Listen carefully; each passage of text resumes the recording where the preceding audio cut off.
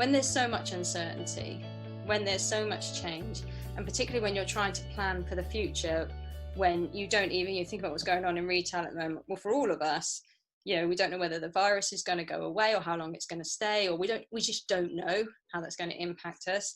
We don't know about the physical retail versus e-commerce. There's all of that going on for people in retail. How's that going to affect? Does that mean it's going to affect my job? Does that mean it's going to affect my friend's job? And then dealing with everything personally at home. So and that's uncertain too. All of these things, a lot of these things aren't necessarily in your control.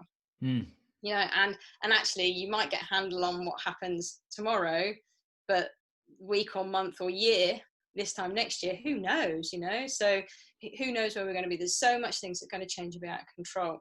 And normally when we're trying to plan for the future, we're using our knowledge, our experience, our insight. We're trying to find out lots of different information, lots of different experience, and pulling all that together to help plan, look for trends, look for patterns and plan. But, going back to one of our favorite words, we're in unprecedented times. So actually we have no idea. There is no knowledge that we can get because we don't know what's going to come. There is no experience because we don't know what's going to come. So for me, the best thing you can do in that situation is manage yourself so you are emotionally ready to deal with whatever comes, because underlying and underpinning all of this is we often think it's the events in the world that cause our emotional reactions and cause our emotional disturbances. But it isn't, it's actually our interpretation of those events, what we think those events are going to mean to us, what that means for the future. It's our interpretation of them. And quite often that, there's a whole podcast we could do just purely on that. But if you subscribe to that view, actually that it's not the event, it is actually my reaction. That's in our control. The events isn't. So it's good news, right? Because, it's in our control. Although it might not feel like it's in your control.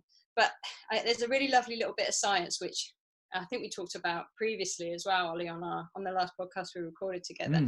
But for me, it's the best selling point for this piece of advice in terms of focusing on managing your energy and your emotions. Because in our brains, when we're experiencing any sort of form of emotion like worry, fear, frustration, irritation, guilt, shame, the part of our brains which is the limbic system that deals with all of those, when that's activated, it physically stops the part of our brain called the prefrontal cortex from working. Now, the prefrontal cortex is the bit where we do all our rational thinking. So it's where we do our problem solving. It's where we're creative.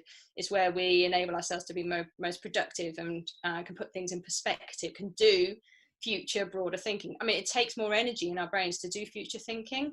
So actually, and that's where we're doing it in the prefrontal cortex. So if we're overwhelmed and hijacked by all these emotions, that part of your brain is physically stopping your rational part of your brain from working.